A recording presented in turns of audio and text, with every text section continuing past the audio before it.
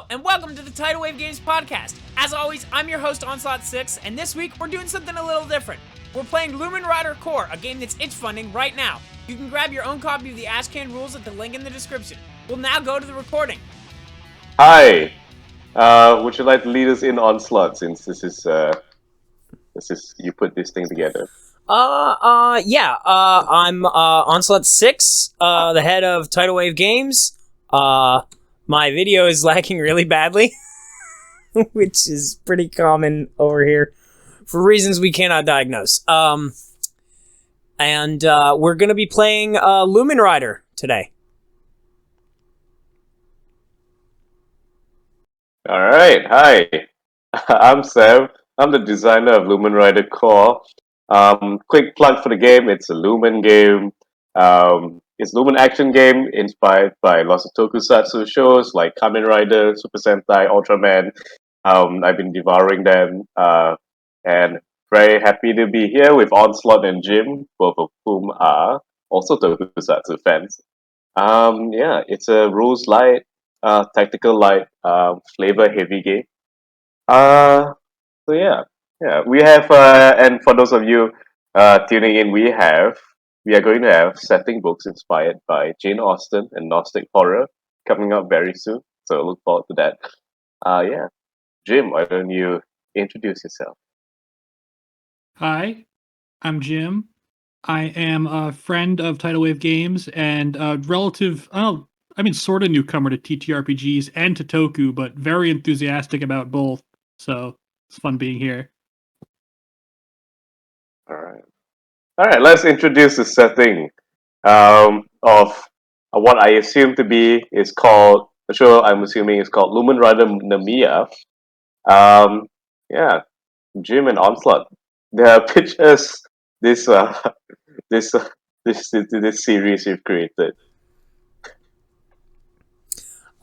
So we how do we want to explain this? I think so. The Greek and Roman gods are at war with each other, and the Greek gods have chosen us as their champions. I think.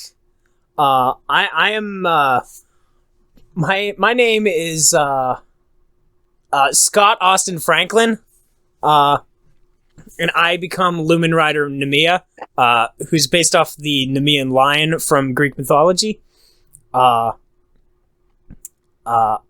And I think I used to be part of a bigger team of like I had a whole team, and I think something really bad happened where I failed the team and most of them died.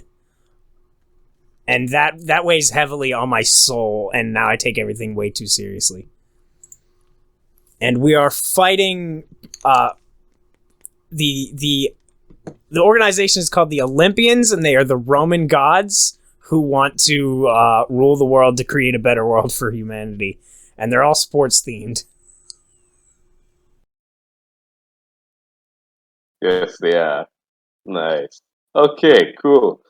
Why don't you, Jimbo? Why don't you introduce yourself and your origin story? Yeah, so my character is JMB0 or Jimbo, and his whole thing is because in this game you have ally characters, so he's kind of something straight out of Metal Heroes. He's not one of the riders, but he's a support character who's kind of created by Hephaestus. You should have seen when we were doing the setup, and I had to pronounce that 10 times in a row and couldn't get it. But so he was just kind of a helper, but now he's really all that's left of presumably all that's left of the original team. And he has because we somehow got this to a sports theme, he has a polo mallet because it's Hephaestus's hammer, but it's also a sport item. So I'm sure we'll work a horse in there too somehow. Yes, very nice. All right, cool. We can start. Okay, we can start. Let us start off with the drama phase. So the series takes place in your base of operation is the ruins of an ancient civilization under a bowling alley. Let's start off with the drama phase. I have a list of drama questions for you all here. Let's go through them. So talk about your daily life. Talk about what things are like for you. We're assuming this is episode 6 of a 50 episode series, so we are very early on. You only have one rider form. So yeah, talk about your. Why don't you? Why don't each of you roll 2d6 for me? Each of you. Snake Yeah, eyes. snake eyes. Okay. So onslaught. Sorry, Scott. Please talk about your ideals and describe what everyday life looks like for you. So my main job is a martial arts instructor. So I think most of the time, I don't think that pays the bills. So I think I work at this bowling alley like part time to supplement my income, and also like try to recruit teens with attitude to my martial arts school. That probably is also secretly a funnel to my rider death team, my suicide squad. Oh wow. And I really want to absolve myself of all of my past failures. And I think I'm too weak to protect people that I love.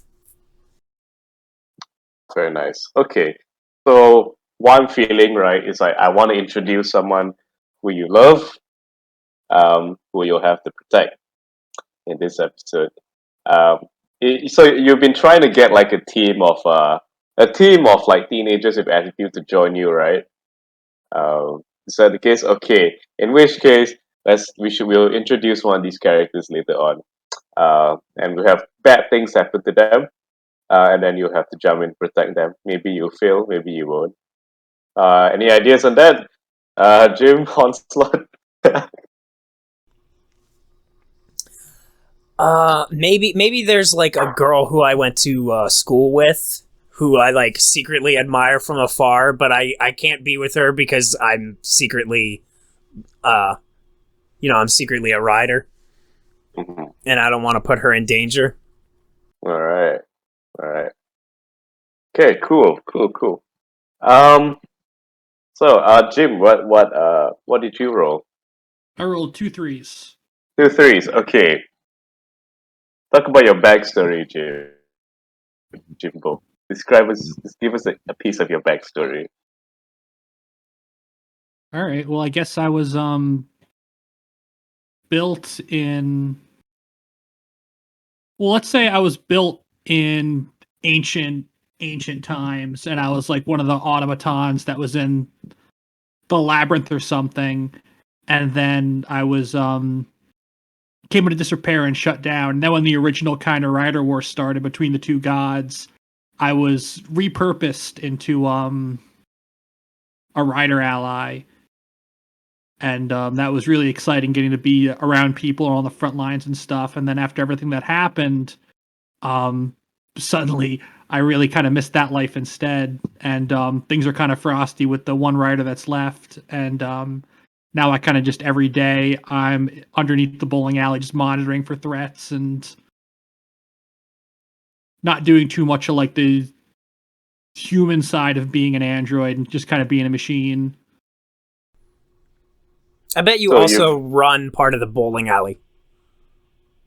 I'm underneath when your ball goes down. Yeah. You know who puts that back? That's me.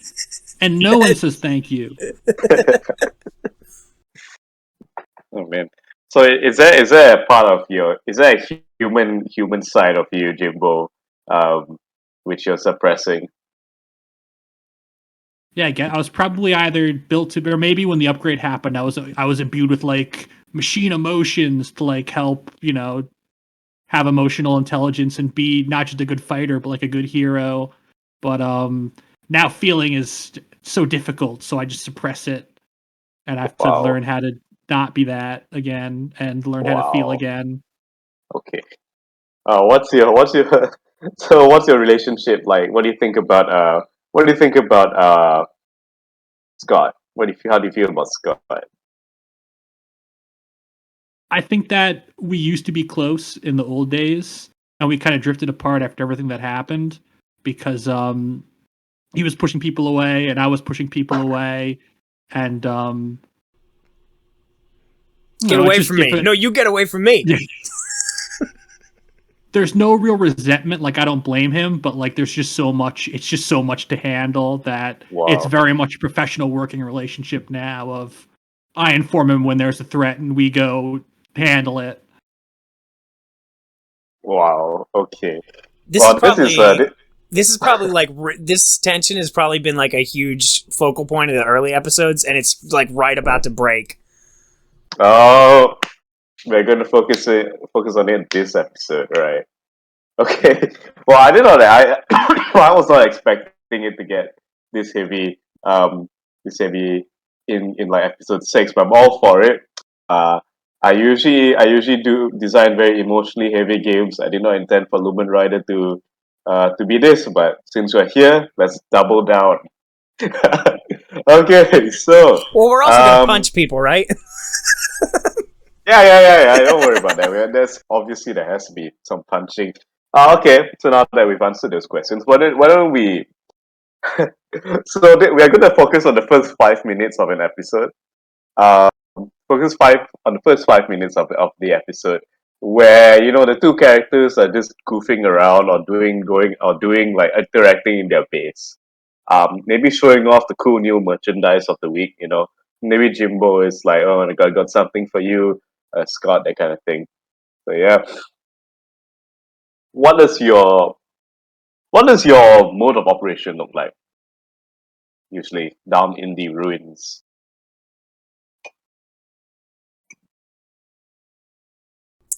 I probably think I take this job super duper seriously. So if I'm down here, I have like a wall of every like news station within like a 50-mile radius. And it's just like I can't save all of them. If something happens, I have to be the one to stop it. This whole thing relies on my shoulders and my shoulders alone, and no one else at all. You say this in front of Jimbo? He's right there. Like standing right behind him, like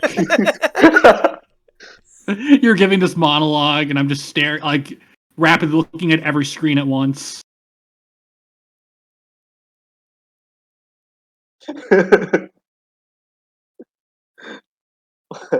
How do your human emotions make you feel about this? Bad. When you say those words, that hurts. Me and me alone. Oh my goodness. Do you confront him about it?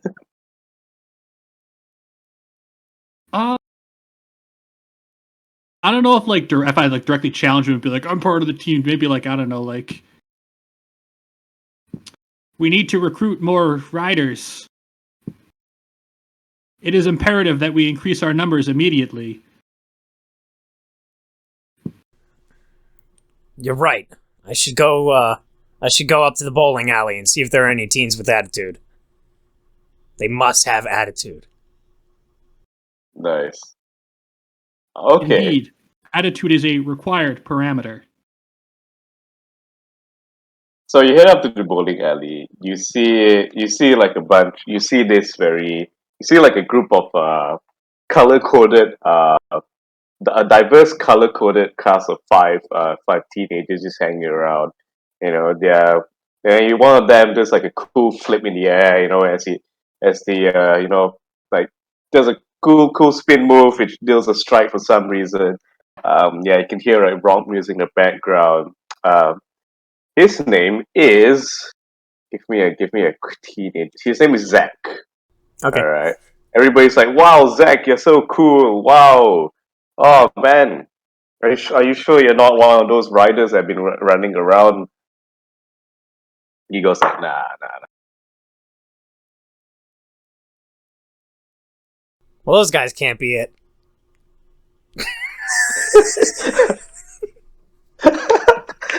Analyzing. Cool. You Indeed, turn around. he is not turn within around. parameters. Sorry. Then you see your old sweetheart, not your old sweetheart, the woman you've been admiring since your teenage years. Now that you're washed up 28-year-old, you've grown up, she's grown up, she has her own life now. But you can sort of see her just eating bowling alley fries by the cafe, just alone, looking very sad and despondent. I want to go talk to her, but I'm afraid. I'm afraid of opening myself up and letting her know everything that I feel, because then she'll be a target.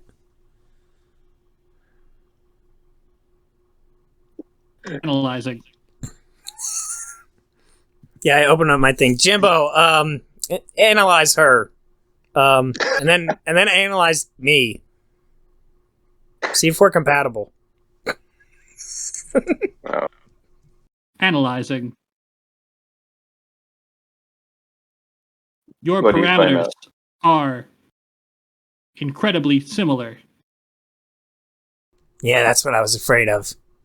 What should I She say? would make for. Tell her she is an ideal candidate for the incredibly dangerous position of Lumen Ryder.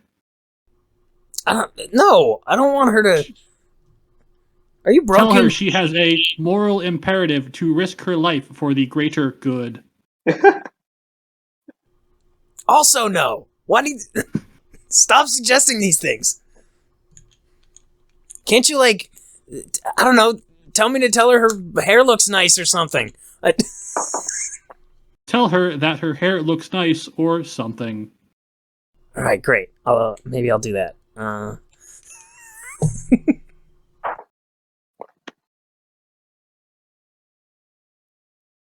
As you're walking your way, I'm like, probability of successful encounter, 19%.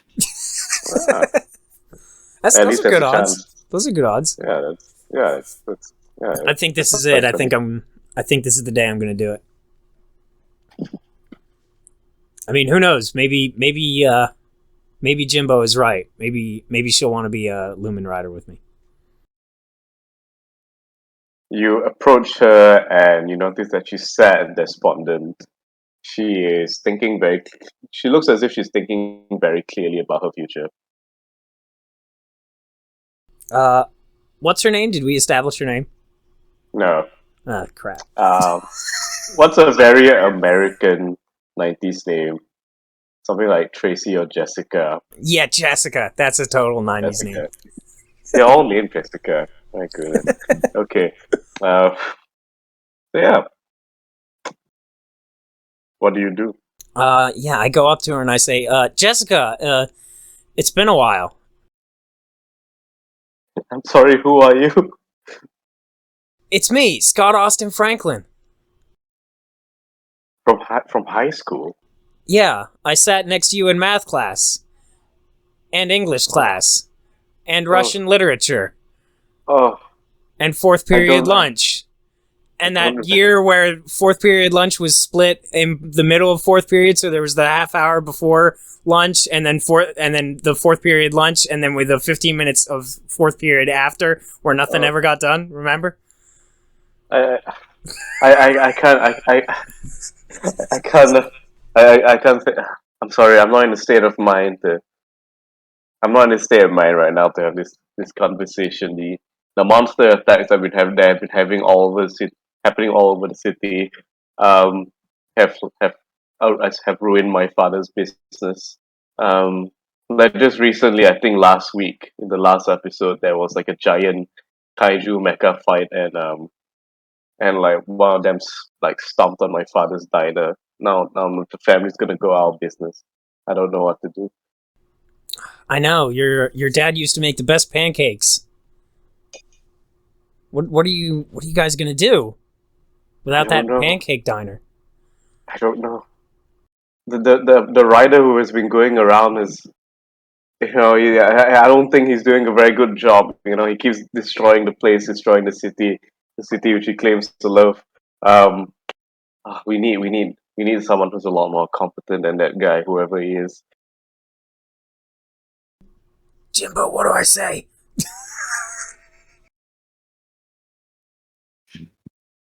Tell her she must become a Lumen Rider. That's a good idea. Well, Jess, if you think he's not doing such a good job, what if you were a Lumen Rider? I got bills to pay. only someone with a lot of free time and not much going on want to be someone like that. Tell her if she does not do it, we will all die. Jimbo, shut up. Well, I mean, that's I'm sure he's doing his best. He's probably got a lot going on. His martial arts business is probably failing. He has to, work part-time in a bowling alley. Huh. You're right. What do you happen to know who this guy is? Do you happen to know who this Lumen Rider those is? were just examples. It could be anything. Okay. He could also be rich. So it's not you. Not. Of course not. I'm getting the vibe that you are. Lumen Rider Nemea is much more buff and attractive and powerful and intelligent and fast than me. He's so reckless, though. Well, we fight because we have to. Oh, so you do know him? No, that's what he says all the time. Oh, okay. Well, maybe if I do meet him in person, then maybe, it wouldn't be too bad to have that kind of power to protect this city I love. It was nice meeting you, Scott. I gotta go. Let's she's about to say, you think she's about to say let's hang out, but she doesn't finish a sentence, and then she walks away. Alright. At that moment, we cut to Zach leaving the bowling alley and walking downtown, doing some cool flips on the skateboard when he's approached by a man in Centurion armor who gives him a cassette and says, "If you want to protect the city you care about, you use this." And he walks away. Yeah. Oh no. Yeah. Further down the day, we hear of Jimbo, you start to get signals like blaring all over from all the screens, showing like very very well shot, very well lit CCTV footage that almost looks like TV footage of two fights happening at different parts of the city, different ends of the city. You see what looks to be a giant python man, like a guy in a suit with a giant python head, which like extends from the neck. This sort of like, again, tearing apart the city and attacking passerbys. And then you also see what looks to be a monster based off the Arymanthian boar, like tearing apart the train station as well, terrorizing people for seemingly no reason. You can only save one of them. You can only fight one of them. Okay. So the snake. Where's the snake guy again? Let's just say he's at a high school. Okay.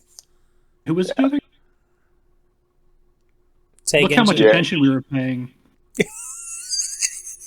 We were. I heard Snake Man and Train. So the python, it's my the python ADHD, monster. It's not you. The python kaijin is terrorizing the high school. Okay. And the Arymanthian boar kaijin is it seems to be holding what looks to be an American soccer ball inside its in one of its arms, and it's bashing the people at the train station. Oh, jeez. So does Jimbo Scott contact Austin me? Franklin. Yeah. We have Jimbo. 2 active situations. Oh no. Can you? Is the other rider ready to be deployed? No, that didn't work out. It's gonna be. We'll see. I think it's just you and me this week, buddy. That is unideal. Well, you know what they say. We fight because we have to. Times you have said that in the last week. 487.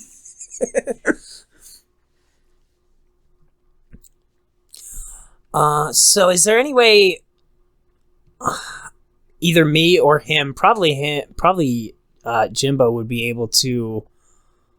Don't you have reading people? Would that maybe help figure out like which one of these is the bigger threat?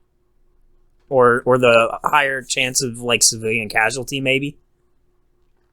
Oh yeah.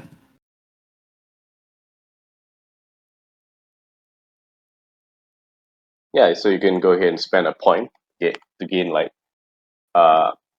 knowledge about what's about situation or a monster's true weakness. And I don't have to roll for that. I just take under the uses column from 1 to 0. Yep. Okay, then I spend that.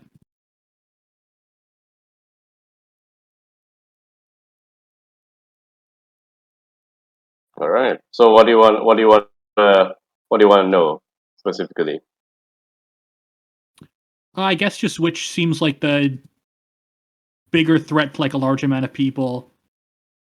You know, like who's doing more damage right now? The ball seems to be a lot more aggressive. The ball seems to be very protective of itself. It's in a way it feels like a animal sort of like cornered. Yeah.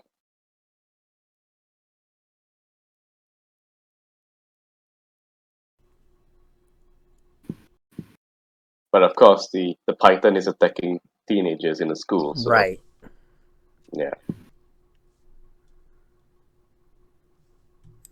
What do you think, Jimbo? Analyzing, and he's and he knows that like at the robot side of him is like, well, the bigger number is the other one, but the Cobra's attacking kids, and like that doesn't feel good, but yeah, don't it's a smaller number of people. Isn't your thingy that have to do with kids? Yeah, the I love taking care of kids and will do anything to make them laugh. Okay, so with that in mind, he's gonna go ahead and lie and be like, the Cobra is the larger threat. We must neutralize immediately.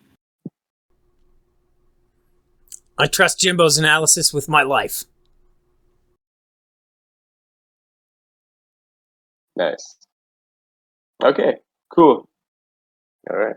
So you hit. Let's go straight into combat phase right now. Please describe how you enter on scene. How you make your entrance. I ride my ATV. I've like, is there like ATV. Is there like a cool scene of you doing tricks on the way, or is there like a specific route you take, or do you like to transform while on the ATV itself? Oh yeah, I transform on the ATV, and when I get off, I do the Akira slide, even though it's a 4-wheeler instead of a motorcycle. Nice. All right. So you pop out in front of the high school. You see this Python person, just this Python kaijin. You know, it sort of like has very scaled body. It looks like it has it's like Centurion like armor across their arms and across their legs. In one hand, you see them carrying a badminton racket. All right, and every now and then they sort of like shed their scales, which forms a shuttlecock, and then they start firing it into the crowd of very scared teenagers. God. Yeah. You can tell straight off the bat that this is a ranged enemy. Okay, so let's start. So before we begin, I want to check in. Do you have any questions about? Does Jim have any questions about the ally sheet?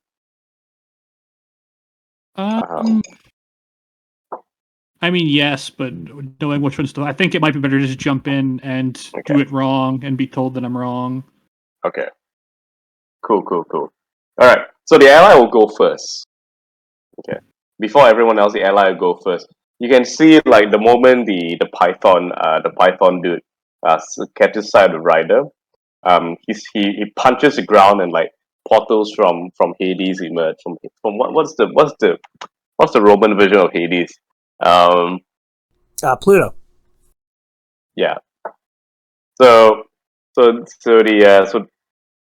portals from there pop up, and you can see like eight or so of these what looks to be marble statues. Okay, marble statues with their own versions of swords, and they Okay. just sort of pop out the ground and start accosting you, and I start like love rushing that. towards you.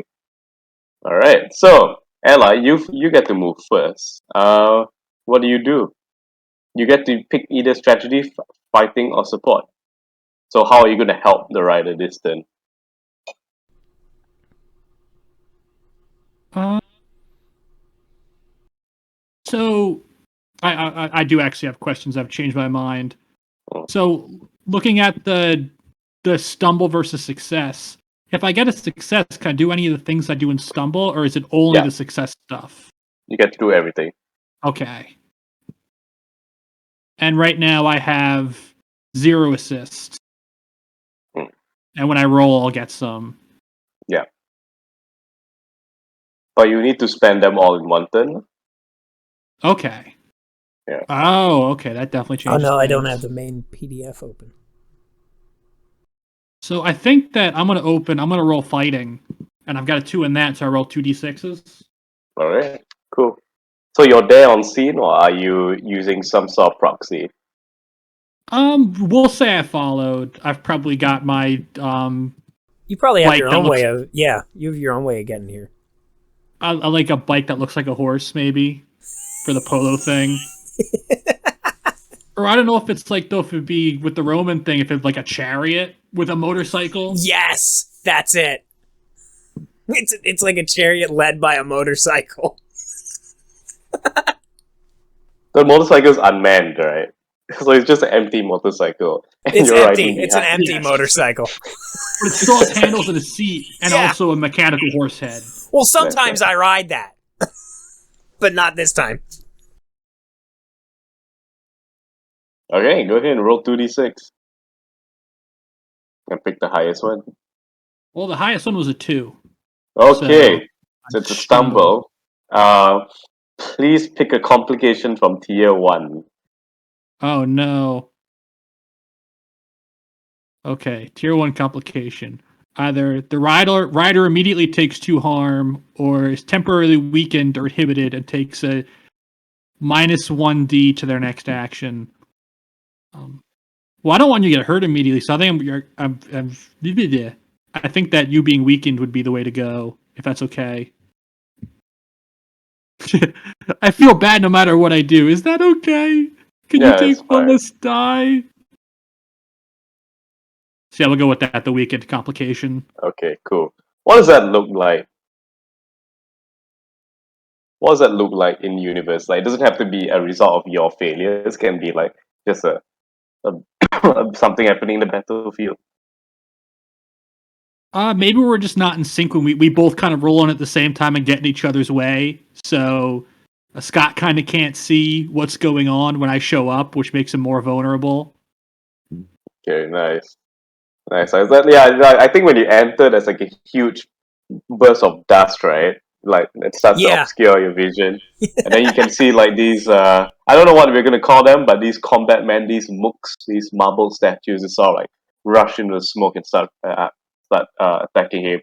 All right, so because you roll a 2, you get 2 assists, and you get to spend them to do a number of things. You can make Lumen Ryder Namiya's attacks more potent. You can move them around.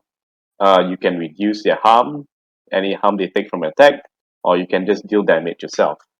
Um, One thing that is not in the rules which I added on in this newest version is the fact that positioning is more important. So if you're not in, for example, because your sword is in close range. It's a close range weapon. So if you have to move first before you attack.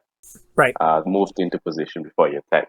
And that's why the ally has to move the enemies or you around as well in battle.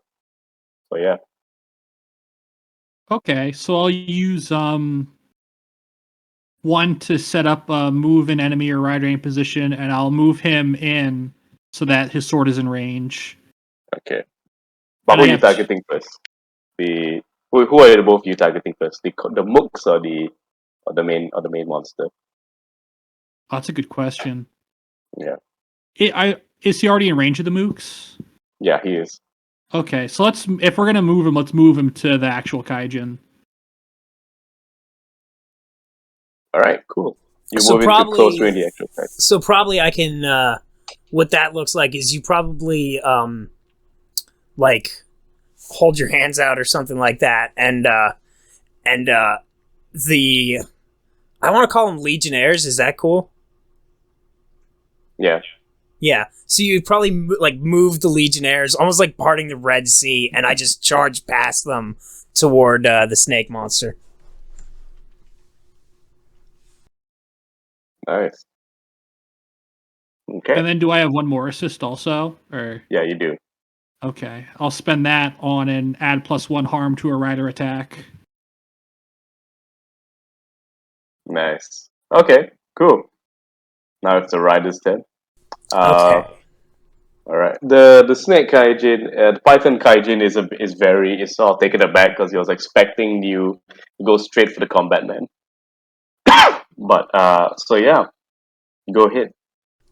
You are within Okay, close so, range. what Describe am I what you gonna want to do and I how you want wanna- to do it. I think I just want to go up and just pull out my my Herculean blade and just try to make this quick and slice at him.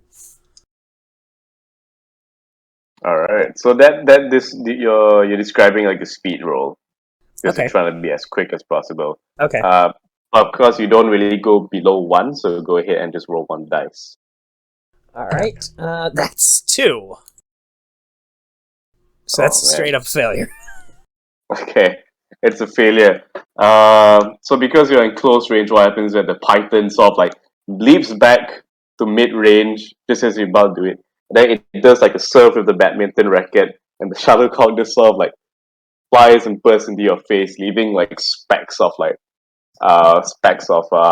scales in your face, Oh no. sort of like getting in your eyes and everything. I'm sorry. Why don't you? We should have gone you to do this earlier. Describe your rider form. Describe what it looks like. Yeah, so it's I call it lion form. I think I have a helmet that is like the head and jaws of a lion over like my visor area, and I'm red themed because I'm like the leader of a team, so it's all red. And I have like a big cape that looks like a lion mane that goes over my shoulders. All right, nice. After it does that, it deals another 3 damage to you, so you take 5 damage. Okay, so 5 total. So I have 12 to start with. That Yes. means I have 7. Yes. Okay. We're off to a good start. I think this is like like the thing where you get a whole lot of failures. Okay. Cool. So after which, it obviously feels like it has the upper ground, but we're gonna do the tokusatsu thing where in between rounds we switch fight locations. Um, so let's say it leaps back and then it sort of like punches you and it punches you, but for some inexplicable reason, all 3 of you end up in the basketball court. Uh, where you burst into the pep rally and everybody is sort of like screaming, going like, "Oh my goodness, it's a kaijin attack!" Yeah. You see a basketball just sort of like bounce next to Namiya's body. Oh no. Yeah. Oh yeah, you also got 2 combo because you rolled 2 dice and failed on both. So you get 2 combo. You get to do a special attack if you Sweet. want. Yeah. Okay, so Ally, what do? You also have access to the basketballs if you wish. All right, we are in the The court, yeah. let's see. Port strategy fighting.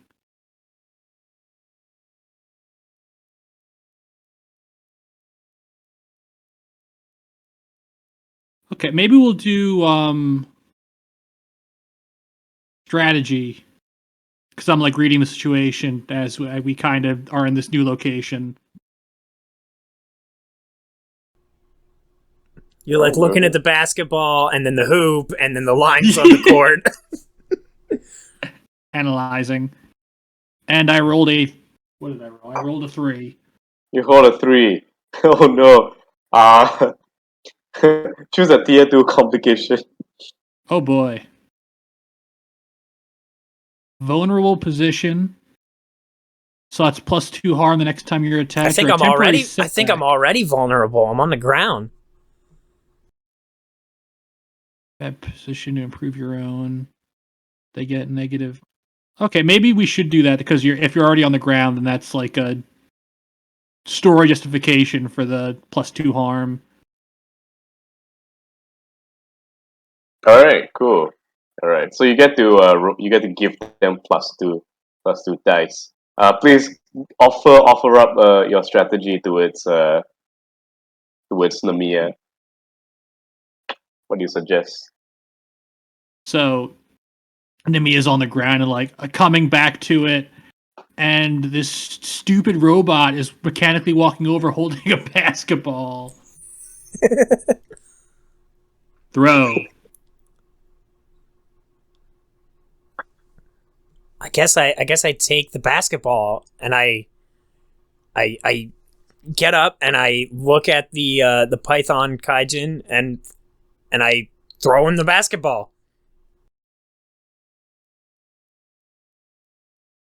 You're gonna throw the basketball at them. Yeah. All right, cool. That would be. I'll say that's focus. Yeah. Okay. Yeah. So I roll But 2 and I because take the best one. you roll 4 actually because Oh. you're using the strategy Jimbo Oh, okay. gave you. Jimbo, is there like a specific element to like the strategy that you want? They want Namiya to use. Part of me is like, it'd be fun if like maybe the Viper is right underneath the... Oh, okay. Can I change my mind and not have it be throw? How about the Viper is right underneath the hoop and I'm like, dunk. There you go. All right, go ahead, roll. I did. I got a 5. 5 was All my highest. right, 5. Okay, both Did we do you it? and that's a success. Yeah. So okay. Here's what. Go ahead and describe how you deal your sword's damage. Sword plus your basketball. So at first I think I'm gonna throw it at him, and then I look at the basket and where it is, and I get up on my knees and I get up and I dribble the ball, and then I jump shot it, and it soars over and goes right down and conks the Python in the head. Amazing. But just before you conk your head, it does what looks to be a the python also picks up a basketball. He throws it in the air and swirls it towards you just as it the ball hits it on its head, and you too get conked on the head with a basketball, and you Oh no. that's where like your temporary setback comes in. Okay, cool. Then it's gonna make one more action. It's gonna deal you 2 damage. Um, it's gonna deal you 2 damage from that as well. I'm down to 5. Yeah. So if you're not careful, you could be out by next round. Yeah. Okay, Jim. Jimbo, you have +1 dice because of the temporary setback. What are you Oh, gonna do? awesome. You can try support now. You can give your rider combo or some assist or like armor or something. Yeah, if I get one more Yeah. combo, I can do my 3-cost special. Alright, so let's roll support then and see what happens. I like that it's that you pick like what class of thing you're gonna do, and then you roll, and then you pick a thing. That's cool. Oh, 9. Oh, that's 9 together. Fuck. 6. 6. Oh, that's still fantastic. Alright, you get 4 assists. Excellent. Sweet. Alright. How would you like to spend them? I can spend 3 of those to give you an extra turn, or I can give you combo. I can give you assist. Or I add need one combo. assist to my assist. How much combo can you give me? Does it matter? Oh, I don't one want to switch per over to the assist, sheet so I for the guess thing. 4. Well, I only need 1 to do my 3-cost special. But if you give me, can you give me 2? Okay, let's do that. I'll give you 2 combo and then 2 armor. Oh, cool. So that'll put me there at 4, and then 7 armor. Okay, good. And then I go, right? Okay. Yeah, so what are you trying to do?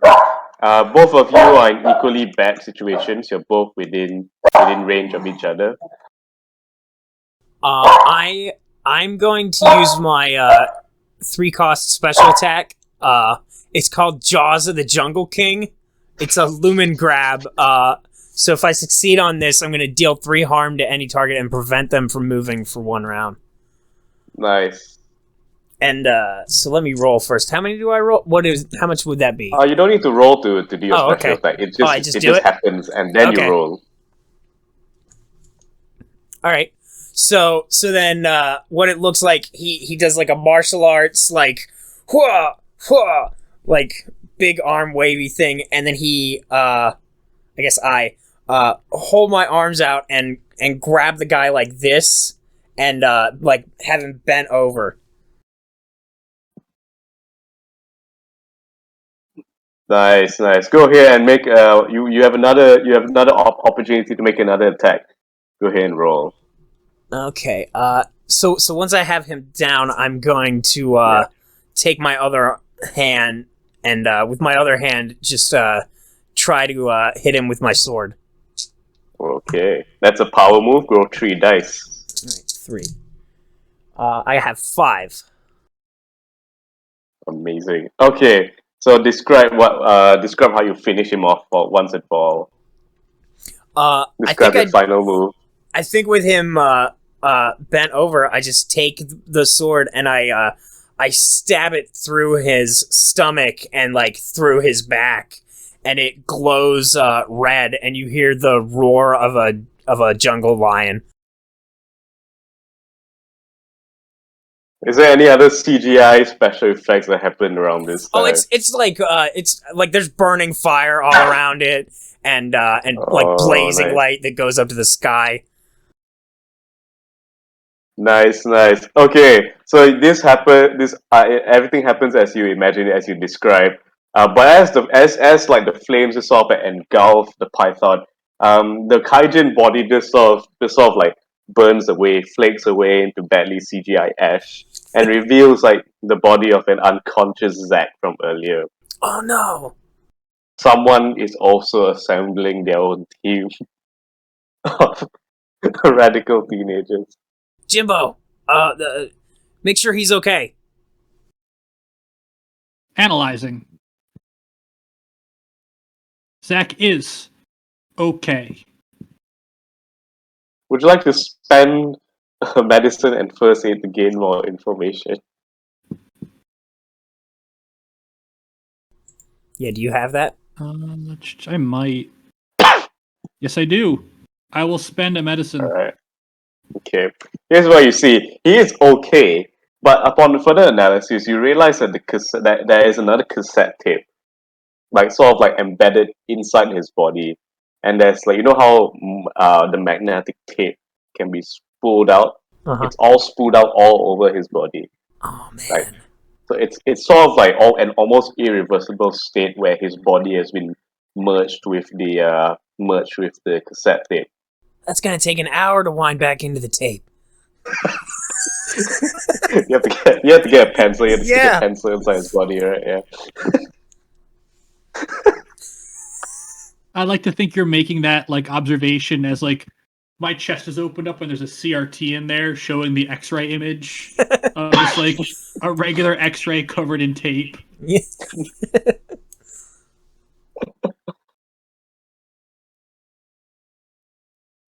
All right. So what do you guys do? You learn of this new information. Well, I think we take him back to base. It is Okay. possible we may be able to determine more with our lab equipment. All right. So we cut back to that. We are now entering investigation phase. You're trying to find like a weakness of these monsters and why they're doing what they're doing.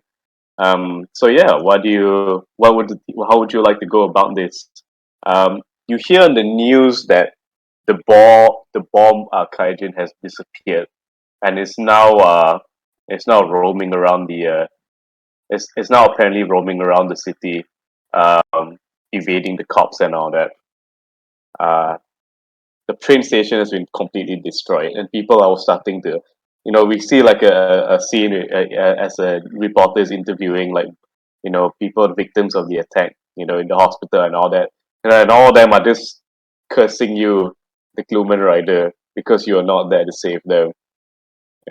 Yeah, they're all talking shit about it, and then you see what looks to be Jessica on the screen itself, also hurt inside who was also Oh hurt during the no. incident. And she's just has this very disappointed look on this, and she said, "I used to think of Lumen Riders as heroes, but now where are they? They're all gone.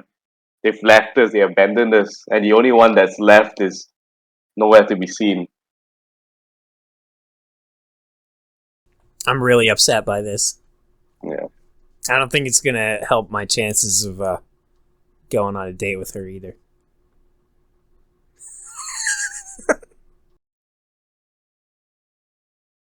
Yeah. How would you like to? How would you like to? Yeah. Scott Austin Franklin, you cannot be in two places at once. Finding more riders is imperative. Well, maybe this kid. I don't know. Maybe this kid can become one. We'll see. Did you figure out if that mixtape is Rush or Emerson, Lake and Palmer yet? Analyzing. Attempt at humor acknowledged.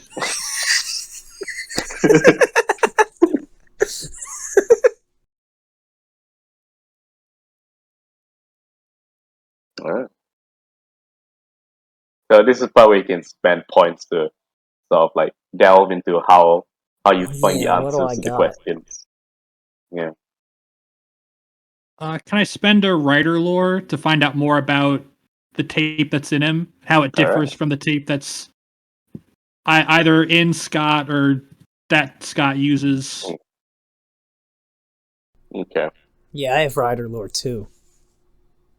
Would you like Okay. to spend it instead? Yeah, because I don't know how much of my other stuff. I don't know how much of my Okay. stuff I can use. I will. I think you're on my unspend sheet. I think you're on my sheet. Oh, I will respend your point. It is now spent. Yeah. So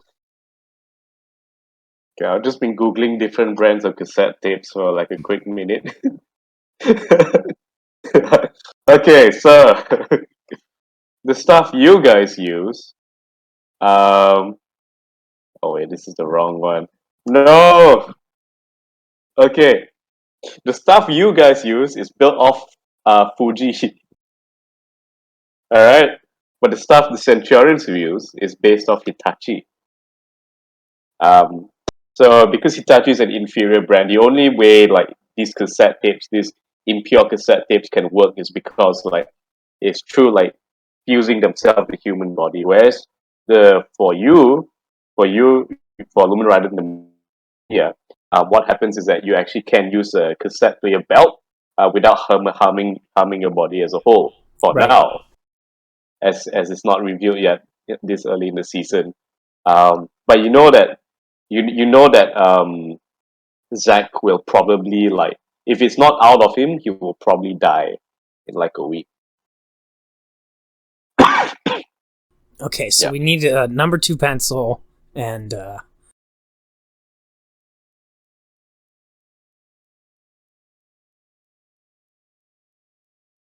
that's.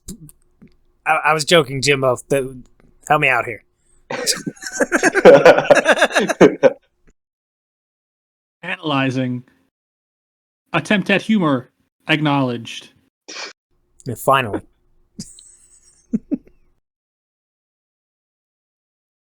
I mean, could I try and use a science to, or is there a medical? I already used the medical. Can I use a science to try and like separate the tape from like his nervous system? Yeah. Go ahead and explain that. Yeah. Go ahead and explain how you do that. Yeah. All right. I guess are we assuming he's still knocked out? Yeah, he's still knocked out. So we inexplicably have a marvelous medical facility in our Spartan temple underneath a bowling alley. Yeah, And Hephaestus built it. He's laid out in it right now, and I guess I just begin poking like with lasers and shit, like determining stuff with X-rays and trying to, without opening him up, moving things around, trying to separate the tape from his nervous system to kind of make it at least benign, so that it's at least not controlling him, but hopefully that he's separated from it entirely. All right.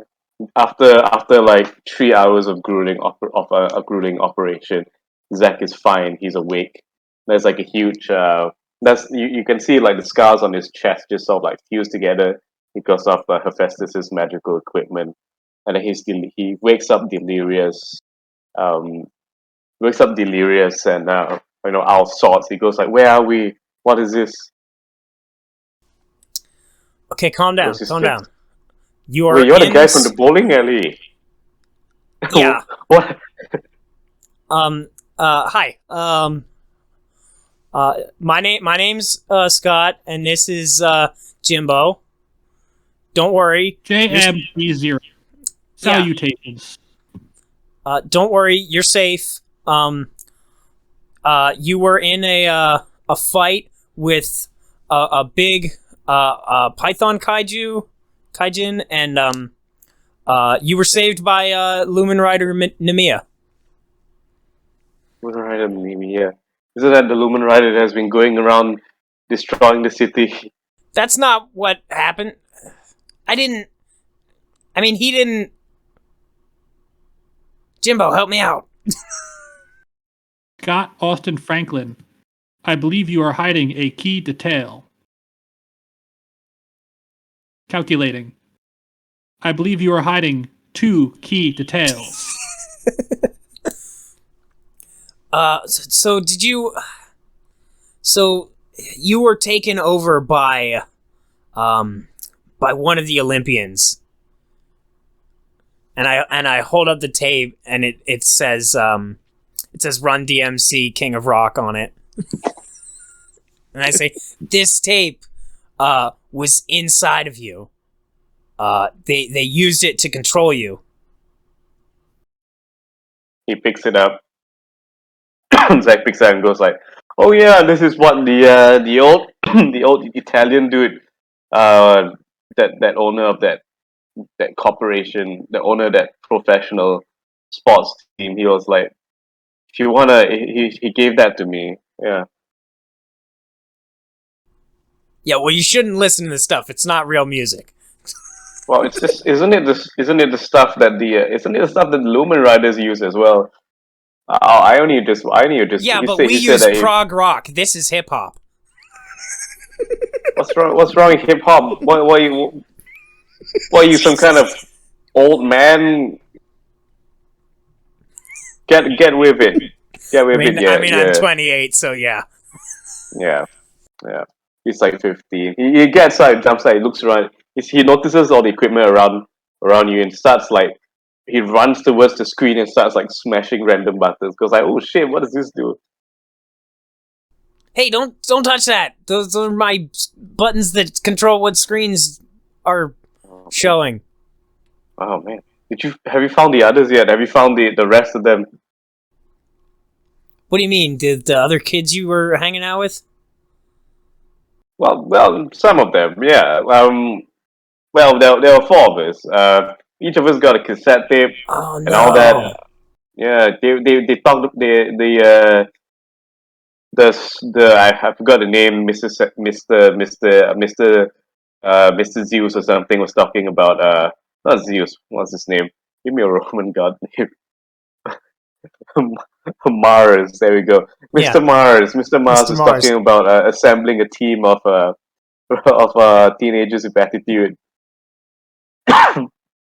And like he recruited us, and then suddenly like all this happened. You have to find the others. You have to find my friends. Where do they hang out with? Where do they hang out at? Besides the bowling alley. The milkshake parlor. All right, then we'll start there. Listen, maybe you can help us. We Jimbo, I don't know if we have enough. I don't know if we have enough rider equipment right now. We need time to specially make it, don't we? Indeed. Yeah. So maybe you can just sort of like help from the sidelines. Just don't get too involved, and you won't get hurt. Affirmative. I will begin construction on a new rider belt. Great.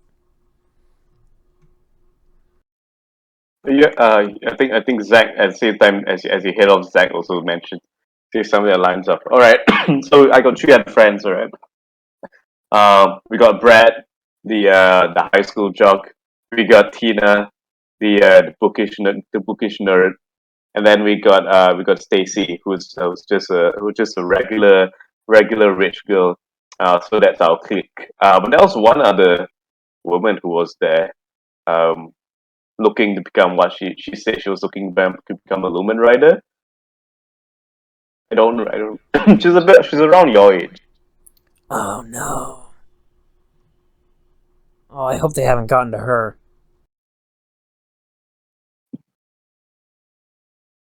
Alright. And that's the information he leaves you with. Okay, so what can we really got to figure out what the deal with these guys is. What do these guys all share in common that would maybe be their weakness?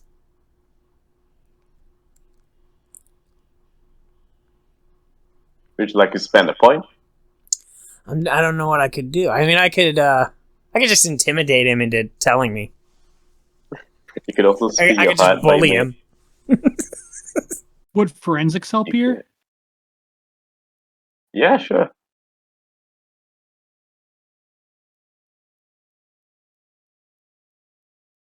Okay, I'll spend a forensics then to I guess analyze the battle footage and analyze data collected during the surgery and just try to determine anything else I can about a potential weakness. Right. So what you do find is that the cassette tapes, they usually the kaijin themselves, they're not just attacking discriminately, but usually they seem to be targeting, like they seem to be acting more in defense than anything else. Because when one of them appears, you notice in the footage, especially in the ball footage, right? When one of them appears, right, uh, they seem to treat other people as the aggressors. They seem to be uh, fighting in defense rather than in aggression. Yeah, that makes Even sense.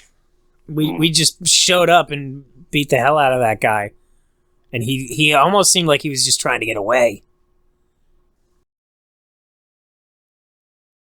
And you notice in the case of the footage of the ball itself, they were only attacking people based on based on people who were in their way. It seems to you that the kaijin themselves are scared, or at least these some of kaijin, like they just appear out of nowhere, and then people start running away from them, and therefore they start reacting. They start feeding off the emotions of the people around them.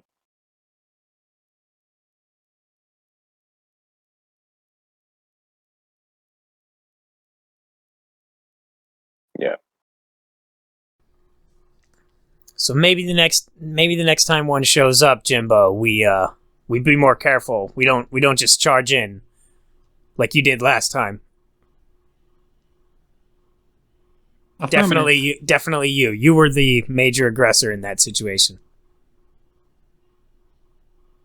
Analyzing. I am 67% in agreement with that assessment. All right. Now that we found a monster's true weakness, we cut to a scene where Jessica is also is sitting in the ruins of her father's diner, just sort of like talking to contractors about repairing this and that, and she's sort of look around. There's a very distraught look in her eyes, but she's repressing a lot of stuff. And by the time everything is over, she just goes in the back room and just sort of like gets down on just squats down in the ruins of the toilet, and tears start flowing from her face. She like this is a family's business. Everything's just sort of like coming down so fast on her.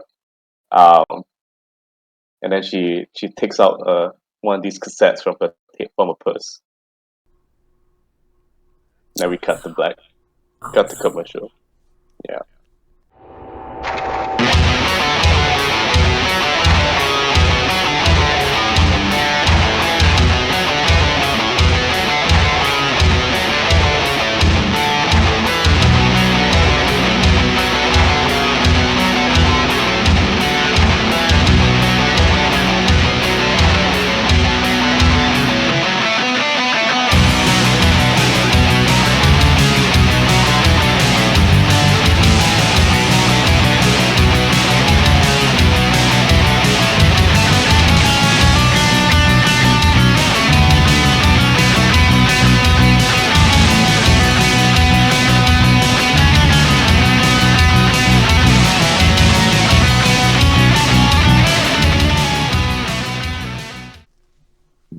Okay. All right. Okay. Shall we move on to the final scene? The final phase of combat. Yeah. So do I get all my armor back? Oh yeah, you do get your armor back. Yeah. And my combo resets, right? Yeah, your combo resets. Yeah. I'm guessing same thing for like the assist. Yeah, and the tiers. Mm-hmm. Yeah.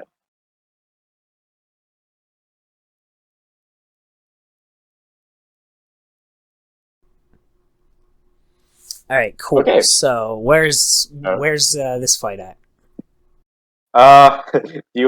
Okay. So what we're gonna do? What I want to do is for classic tokusatsu things. I'll set it at a diner, but immediately when the fight starts, we'll have someone roll for a random fight location. Great. So like the boss, she'll punch you, and then you end up in the quarry or something. Yeah, I love that. Always the quarry. All right. So how do you make your entrance of the scene? You can see now the ball is just like. Well, we already saw me riding on the ATV last time, so probably I just the ATV just rolls up and I just hop off of it, and I think Jimbo is just riding on the back with me. Like he's hugging you from behind. Yeah. Or like I'm doing the skitching thing where I'm holding onto the back and I've got like wheels on my feet. That's it. That's perfect. Nice. Okay. Now you see the ball is just it's not even attacking anyone. All the contractors and all the builders have run away. now she's just like now you see like this hulking 8 foot tall, like a very muscular ball with traditional Centurion garb as well. Huge tusks, like seven on each side, just sort of like reaching to the air, and they're just and it's just ripping apart at the diner, just destroying really what's left of what's there, reducing everything to rubble. You can tell that it's acting purely out of anger and frustration. Oh no, Jess is gonna be so upset that her father's diner is ruined. Analyzing.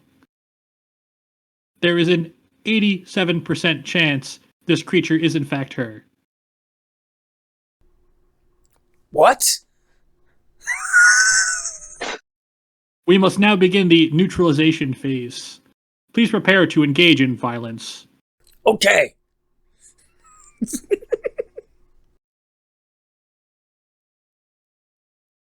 All right. So like they're not gonna they're the moment they catch sight of you, right? It starts charging towards you. Um, let's say both. How do you attack? Now we're gonna do a small scene where you attack each other, but you don't actually deal harm. But it's just gonna be set up for you to move on to the random location as is custom in tokusatsu. Flavor. I think what I want to do is as they run toward me, I want to slide down on my back and like kick flip them over my head,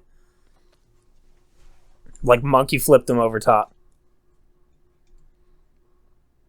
Nice. So the moment you flip that mid-air, the camera cuts. Yeah, like they go forward, and then the shot of them landing is in the quarry. Yes. Roll 1d12. We're gonna see where this is at. Oh, d12. I'm just gonna do 2d6 instead because I don't have my d12. Yeah, 2d6 is fine. Yeah. 11. 11. Okay. Hold on, my chart is lagging. Do you have the chart on your end? Yeah. This is on me. Harbor This warehouse. is on me. The harbor. Okay, we cut to the harbor. For some reason, to one side you have the industrial brickwork factories. We have like shipping containers and everything, and then to the side you have the ocean. So now you're in the concrete space, the landing area. Yeah. And we have inexplicably been on top of the factory and have done a dramatic jump down. Yeah, when you do a flip, the ball lands, rips off the thought factory and lands out on the harbor. Yeah. Okay, so Ally, what do you want to do? Do I want to do? Go get him, Jimbo. I think I'm gonna open with strategy. What did I do last time to move? Okay, that was fighting.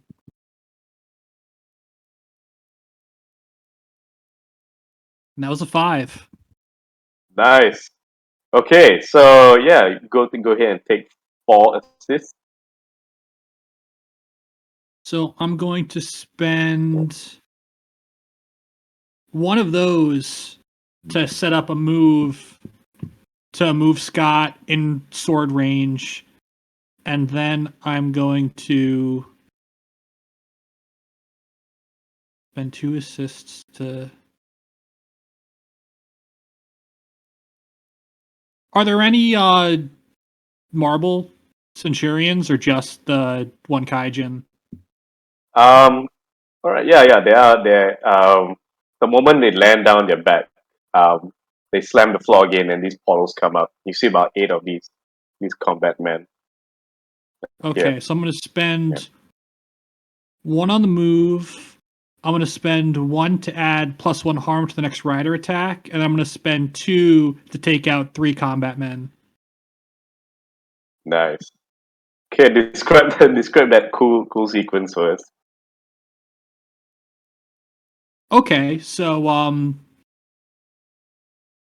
we all do our thing, and I land first, and I'm gonna hold my hands out, and Scott's gonna land on my hands. I'm gonna do the flip back up, so he gets to do another jump to land right in front. And the +1.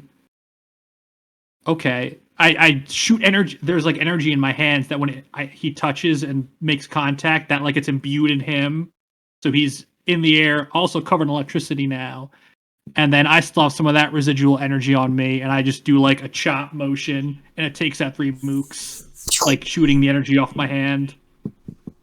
Oh, so like, it's like an Ultraman thing, right? Yeah. Yeah. Reminds me of that, yeah. So when you do that, 3 of the mooks just sort of like go, ah, and then there's like a CGI explosion happening behind them. then they disintegrate. Very cool. All right, go ahead, Ryder. The ball is the ball is gearing up to do something within close range. You're not sure what it is. Close range. Well, I am close range. Yeah. Just I put it. This fight is going to be a bit harder than the last one because monsters now Of have course. resistances. So what stat you choose to roll against them matters. But you'll see what happens. You see what they are resistant to when you try it. Well, I think I need to go straight power for this. So I think I'm gonna take I'm gonna plant my feet and take like a fighting stance and really swing my sword at him. All right. Roll 3 dice. Okay. 5 is my best. All right. Now remove the highest die. Oh wait, you went out. All right, you're back. Remove the highest die in your pool. Great. Okay, that's 2 then. All right, cool. You realize that power attack. This ball is completely resistant to your power attacks. So what it's gonna do is that it's gonna, oh my goodness, it's gonna deal 4 harm to you. That's all right. Oh I got 8. And it deals 4 harm to you again. It deals 4 harm to you again. Oh, it does more again? Yep. Because you failed. Right. Yeah. So what happens is that it picks you up like a quarterback, right? It sort of like drams into you. It drams you into the factory, and the factory just sort of like collapses on you entirely. Oh! Just so you know, fights don't have to be won just by fighting. Of course. I'll get there. Yeah. So it obliterates 2/3 of your health. You can start to feel like multiple bones in your body start to break beneath the suit. You realize that this is an enemy who is extremely effective at close range and is resistant against power attacks. All my stuff is close range. Okay, so I took 4 initially, and then do I take more from this? Yeah. You take 4. You take another 4. Yeah. Okay, so because of the factory collapsing on you. Okay. Yeah. That's really not good. Enemies get to act twice in a round. The first one is if you roll a failure. Right. I get it. The second time is automatic. I just didn't know how Ally. much. Yeah. Go ahead, Ally. What you do now is extremely crucial. Yeah. Let's see. Port fighting or strategy?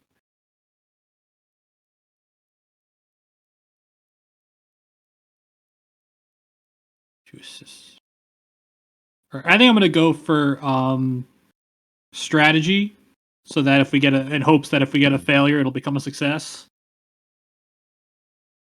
All right. Go ahead and roll. That was a 6. Oh, nice. Just 1 6? 3 and a 6. 3 and a 6. Okay, so you're gonna get 4 assists, and you can spend them however you want. Okay.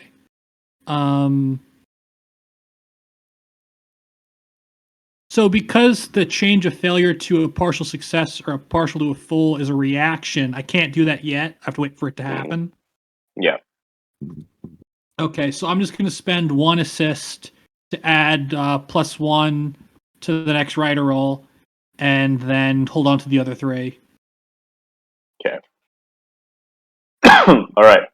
So cool. Yeah. So go ahead and describe what strategy you're gonna offer.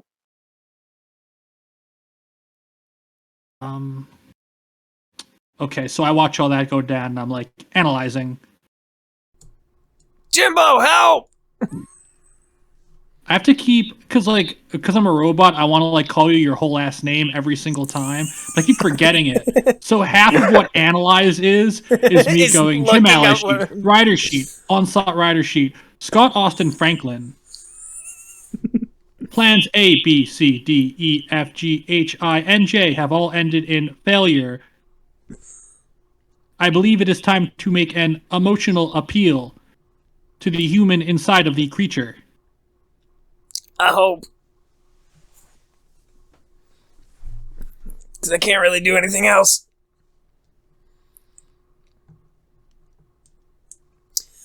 Okay, so how do the skills work here? You can just spend them however you I want, just and I then just spend them. Yeah, you can just bullshit any way you wanna. All right.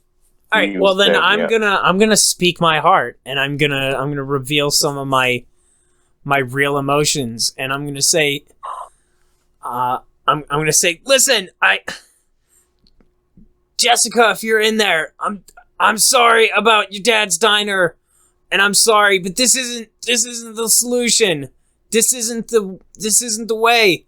We need to work together to stop the bad guys, the Olympians.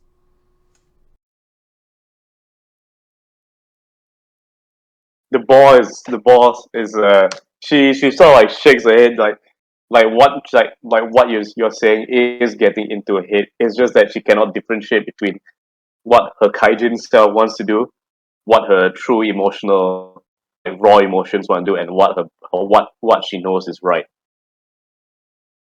So go ahead and go ahead and roll for like an attack. Or well, it doesn't even have to be an attack. It can just be like a emotional or conversational move. You get +1 dice.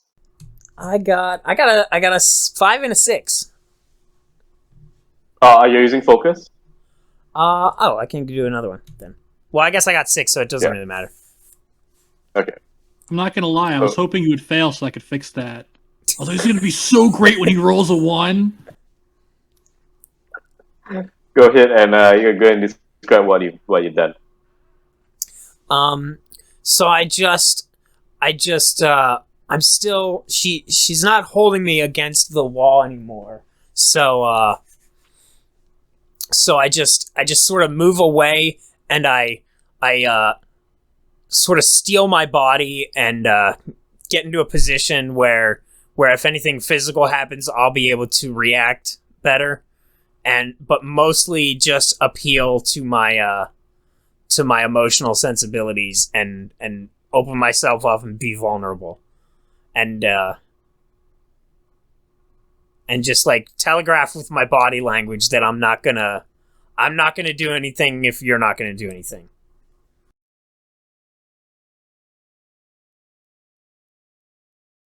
For a split second, it feels as if she's gonna rush at you, but you being vulnerable with her, you being emotionally vulnerable with her, you being open. It you can see like this very like the CGI like a CGI zoom in on onto the cassette tape inside her, and you can see like your friendship energy, your heart energy is reaching out of your suit into the abstract, and you can see sort of like the cassette tape, the magnetic tape inside your cassette, just sort of like reaching out in a very barely animated CGI fashion and merge with her, creating some sort of like a remix, a remix of your hearts. Please say your catchphrase.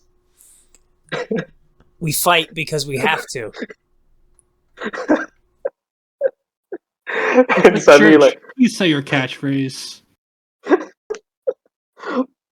you can see your the own cassette in your belt. This sort of like I'm spooling the cassette inside the kaijin itself, and then it keeps doing this and until there's no more tape left inside her body, and then like the whole everything about her just disintegrates, leaving just Jessica alone, standing amongst a heap of rubble. I go and I grab her to make sure she doesn't fall down, and I set her down gently on the rubble, and I say, Jimbo, analyze her, make sure she's okay. Meanwhile, I was running over, like, with the hammer over, like, getting ready to strike in case this went down. And, like, I stop it, like, with perfect precision, right, like, an inch from her head, like. And then without even moving, I'm like, analyzing. He is all right. Thanks, Jimbo.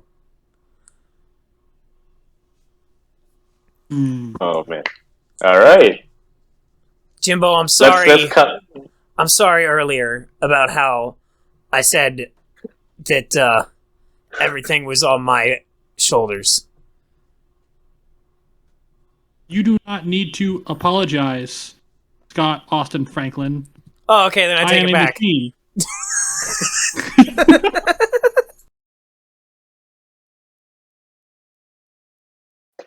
Nice. Okay, I guess we can have like a very short epilogue where where the four of you now are gathered inside the base. Is there anything you'd like to talk about, discuss, or foreshadow for the next episode? I guess now you know my secret, Jess. I am Lumen Ryder Nemea. And, listen, I'm really sorry about your dad's diner and the train and everything. I didn't mean to... it's hard. After the loss of my team, I just can't do as much anymore. She leans in very close to you. She goes like, "It's okay. I understand." Then she reaches in. She cups your cheek, and then she gives you a slap. Ow! And she goes like, "Ah!" And she screams. She just sort of shouts and goes, "Ha ha ha, sucker!" You almost saw I had you there. Don't start getting emotional with me, Scott. Of course, I remember you from high school. You dog. Yeah, that was pretty funny. Oh man. All right. So how about this Lumen Rider stuff? I'm gonna need a belt. So that's when Jimbo walks in, holding. Would it be, because we said we were making one, would it be bullshit to walk out with two belts and be like, I made a second? Yeah, it'll be bullshit. We can go ahead and do it. It would be bullshit, therefore it's okay. Excellent.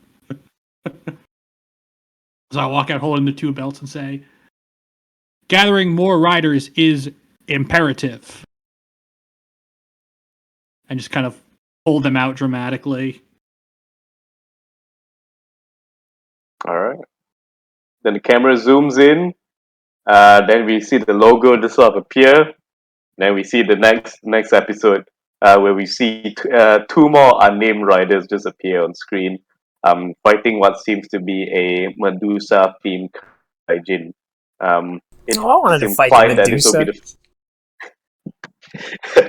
We see the opening. We see a clip where when Namiya is fighting the Medusa kaijin and gets turned to stone. Then everybody's like, oh shit, don't look her in the eyes, that kind of thing. Yeah. There we go. That's Lumen Rider for you. It does feel like the formula of the show is sort of like made people who are really willingly turning themselves into kaijin, and then the riders have to appeal to their emotions at the end of each episode to figure out what is bothering them. Yeah. I love that. Yeah, that's great. That's a great formula actually. I would play that in the full campaign. But yeah, that's Lumen Ryder Core for you. Oh boy!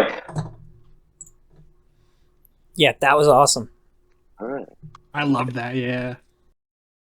After the game, Sam had a short Q&A feedback session about the game with us, presented here unedited. Hi, we're back with feedback. Yeah, I think especially because this game is in development, I think it's a good thing to showcase the feedback, or at least the critical response um, process, which I've stolen from Liz Lerman. Liz Lerman is a dance teacher, and she did the critical response processing, which I am inspired by. So yeah, give me your impressions of the game, the first impressions of the game. Tell me, and yeah, Jim, you Well, go I ahead. guess my number one takeaway is I want to play this again, and when we drop from this call, I'm going to buy it with money. So I mean, that's the overall impression is really really good. If I sat here and like tried to think of nitpicks, I'm sure I could, but like there was nothing happened during the game where I was like, oh, I wish that was something else. You know, it was an easy system to pick up, and even like fumbling with it and not knowing what to do, it was still fun, like getting up to speed with it. I was kind of like when we were first talking about like forming the group and stuff, and like earlier today we were talking about who's going to be a rider, who's going to be an ally. There was part of me that was, I mean, there was part of me that was like, oh yes, I get to be the ally, because I was like, great, if they're humans, I get to be a robot, and that's great. But then there was part of me that was like, well, what if I like have less shit to do and it's not as exciting? But it was. I didn't feel like I was missing out not being a rider. At the same time, I would also love to roll a ride just to have like the full experience. But like this isn't like the shitty Your Tails and Sonic 2 thing. Like this was a full fun experience. Well, I can say from the other end, I think being the ally would be just as fun because there's all the you had some big table of stuff you could do. I don't have any of that, from what I could see. Oh wow. It's like my options are basically just like my basic attack or like other like martial arts stuff or stuff like that, or my special attacks, and that's it. Which a lot of that is what you make of it, of course. Like the theming was cool that you got to like name it and like talk, like describe the motion and stuff. Yeah, like the whole Jaws of the Jungle King thing. I came up with all that. That's all me. all right. Okay. I'll move on to questions now from me. Was there any part of the game which you felt was like a bit difficult, or at least a bit rough to grasp or to handle, um, or like is there any part of the game which could be made smoother? I feel like once we were part of it, it all ran very smooth. I think the biggest issue I had was just reading the game without having played it. Like 2 weeks ago when we first started talking, I didn't immediately understand character creation as much as I do right now. I also you sent me a like make your own weapons table, and I immediately found that confusing because Oh shit! I hadn't played the game, so I didn't know what parameters are relevant to what. Mm, So I just grabbed one of the default ones off of the table. Now yeah, that that's I cool. have played it, I feel like I could make a weapon and it would make sense. So probably that's like an advanced level kind of thing. Fortunately for you, if you do play more of it, you can unlock another basic form Yeah, that's next round. true. You can unlock super forms next round, and you can customize your own weapons and toolset. Yeah, Yeah, probably after you get a second form, and I assume there's probably like a third final form that isn't developed yet. you can actually have like Oh, jeez. 6 forms in the whole. Yeah, if you want to follow like Rider rules, right? Your basic forms you can have anywhere from like 4 to 5, 3 to 5, You can have 2 super forms and 1 final form. Yeah, that's way too many for me. Yeah.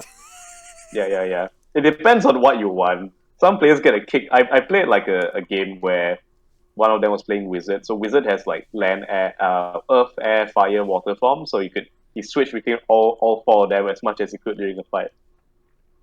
That was cool. To adapt, it was like, I need a more, I need to get faster, so I switched to my speed form, for example. Yeah. I'm Jim, still in yeah, this. Jim. I was just gonna say I'm still in the spot in Kuga where he's like, different colors give me different powers. Oh, it gets it gets way more interesting. Gets way more interesting later on with the yeah, you'll see. I'm excited. Yeah. So anything from you, Jim? Any parts of the play experience that was a bit rough for you? Anything that could be made clearer? I guess. Well, it's tough to say because like we just played and I just played with the creator. So anytime something wasn't clear, I was like, "Oh, what's this?" And then you explained it, and I was like, "Oh, Yeah. okay." Like if I was playing on my own, I don't know if I would have realized like how important moving people is and that sort of thing. But I don't also know how much of that is just like you have to play it in order to get it. Like I don't know if that's a weakness of the game, Yeah. or if it's even something maybe we would play it for the first time and it just makes sense. But Okay. there was not. The point is, there were no like big stumbling blocks or like after you explained something, I still didn't get it. Circling back on how important positioning is, I think we're only playing with 2-player characters, right? So that I think the relative positioning of what we can do sort of becomes more constrained as the less players you have. Like the more people we would have, like if we had a full, even just adding someone else to have like 2 riders and 1 ally, or if we had a full like 5-team, Sentai squad running around, then suddenly it'd be much more important because there's this group of guys here and then there's this group of guys over here and this guy's doing this, so we gotta sort of do the juggling act of who's over here and who's over here and who's over here. Yeah, the first fight you were like movement's important, so I was like, all right, I'll move him to the bad guy. And we did the second fight, and I was like, welp, time to do. Like I think if we kept playing with just the 3 of us, I think every single fight would begin the same way, which is me casting move. It doesn't help that all of my things are close range that I built. Like I have the close range sword, and then my other thing is a grab, so I assume that also relies on being close to the guy. Oh no, grab your grab can be anywhere. Okay. Can be anywhere on the map. Yeah. So yeah. I also like that that's a valid style of play because like you have some series where like, oh, he's the gun guy and he's got guns, but like I love Metalder and his whole thing was like he's got the laser arm, but doesn't shoot a laser. It's a lightsaber arm, and that's it. So if he can't get close to you, it just doesn't work. But he still like did a full almost a full season, but he did it. So I like that like you can kind of pick your specialty like that. And if we had a more balanced team, also it'd be like, well, gun person can shoot, and then you can move in. And then there'd probably be more complicated enemies that also make it that build on and play off of that. Yeah. There are like 6 different types of enemies, in the full version. So you'll have like rush downs. So like you're probably gonna be because if your builds are more close range, you'll be more effective against, let's say, zoners or rush downs, and you would be against grapplers who are more, It's like I stole it from fighting games because the logic is solid. Yeah.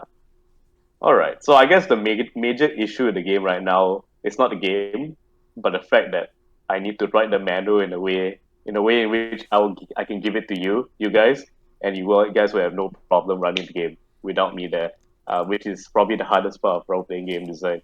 It is. Yeah. I think part of why CU Space Cowboy took so long to do is figuring out how to present it the best way, especially because I ended up having to do all the layout myself. Oh man. Because, I mean, Okay. Jim, you saw the original Oh. document. It was like a Google Doc that was basically like, create a character, then run the game. But it grew though, and it got bigger, but like as it got bigger, it got easier because it clarified things versus something like D&D where that has gotten Yeah. big to the point where Yeah, that I was would the other never in a thing. million years run it. I don't know if I could run Lumen Rider. I would like to try. I'm not saying I couldn't, but like listening to you talk about the grappler and the zone, like it seems like it is kind of a fun but involved thing to GM. But Hmm. so I'm curious about like what it is from the GM experience, if it's something that like an idiot like me could take and run with 3 people and just go, or if it's something like what skill level is required for Hmm. that.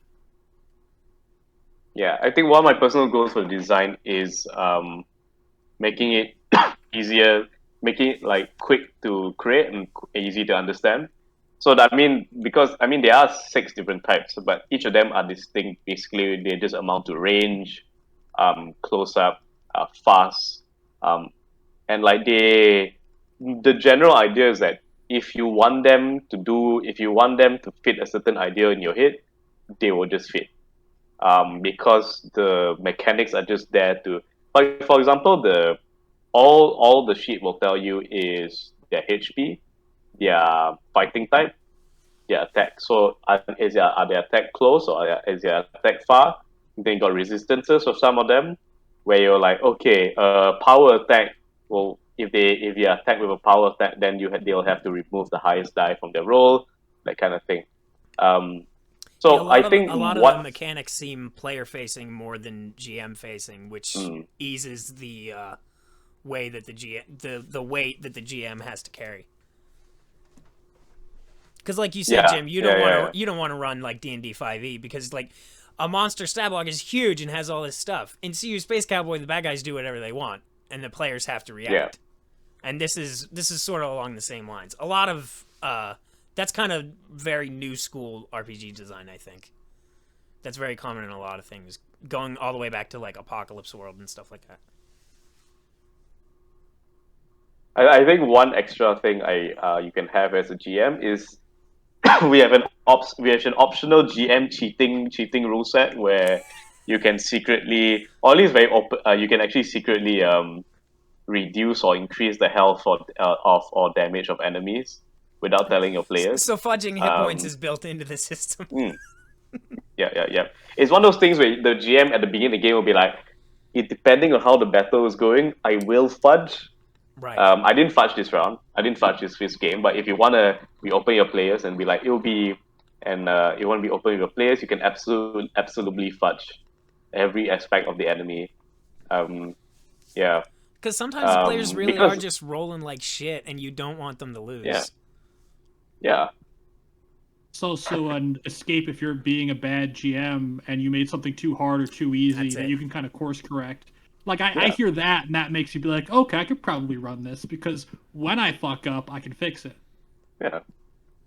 The thing is, GMs are already doing it everywhere. Yeah. Um, and I feel that it's so it's usually it's very bad or very controlling GMs um who don't do it.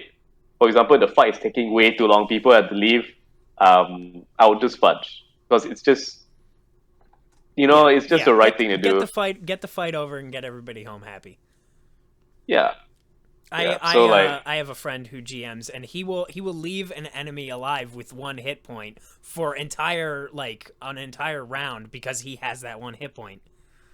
When, somebody using the big ass spell probably could have just killed it and we would have all been happier.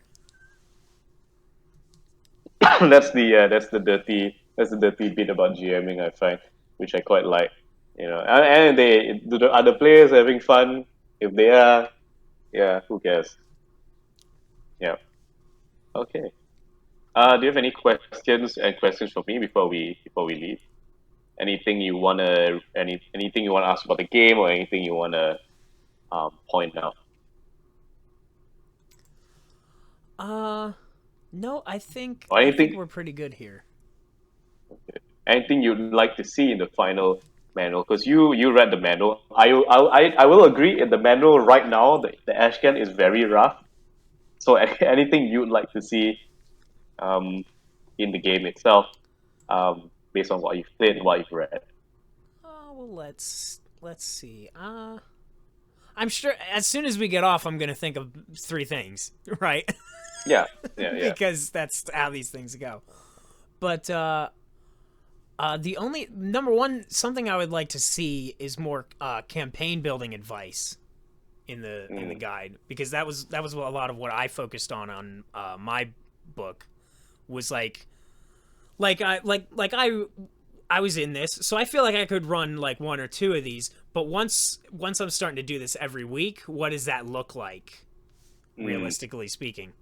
And how can you as the designer guide me, the guy who bought the book, into creating like a 12 or 16-week experience for my friends?